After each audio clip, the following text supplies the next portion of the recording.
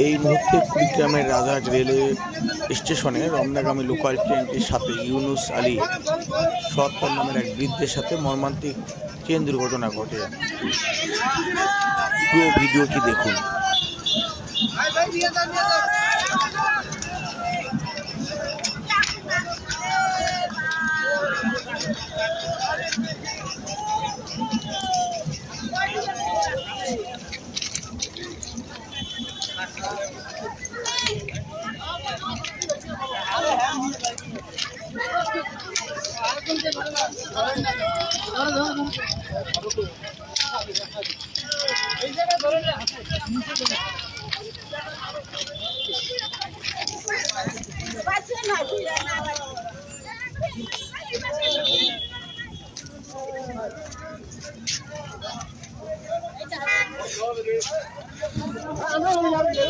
अरे मेडिकल नहीं है